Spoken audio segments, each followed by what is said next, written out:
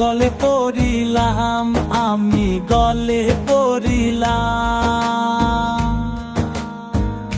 ও আমি চলতে পথে দুদিন থামিলাম। হ্যালো বন্ধুরা, আসসালামু আলাইকুম। আমরা যেখানে দেখেন কিছু লোক একত্র হয়েছি, আমাদের মধ্য থেকে আমাদের একজন নিকটতম লোক আল্লাহর ডাকে সাড়া দিয়ে তার নিজের চিরস্থায়ী বাড়িতে চলে গেছে। এই দর্শকগুলা তার সুন্দর একটি খবর খনন করছে মেঘলা বৃষ্টির দিনে।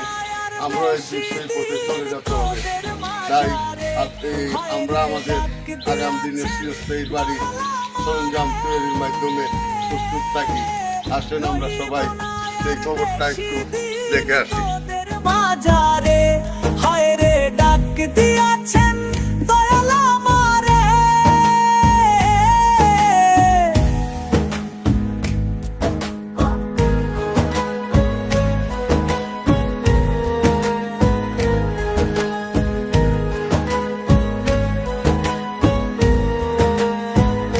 ও আমি কত জন রে কত কি দিলাম যাইবার কালে।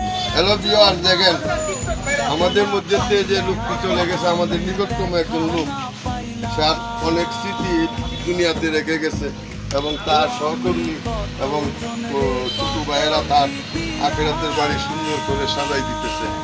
এই বাড়িটি হলো আমাদের চিরস্থায়ী বাড়ি। আমরা সবসময় ক্ষণস্থায়ী বাড়ির জন্য চেষ্টা করি, কিন্তু চিরস্থায়ী বাড়ির দিকে আমাদের কোনো দৃষ্টি থাকে না। একদিন আমরা সবাই এই বাড়িতে যেতে হবে, এই 3.5 হাত মাটির মধ্যেই থাকতে হবে। এটাই হবে আমাদের দীর্ঘ জীবনের দীর্ঘ আয়ুর বাড়ি। ক্ষণস্থায়ী বাড়ির কথা চিন্তা না করে আমরা দীর্ঘস্থায়ী বাড়ির দিকে কথা বলি এবং খেয়াল রাখি। সেই খেয়াল রেখে চললে আমাদের মধ্যে হিংসা বিভেদ কোনো কিছু থাকবে না।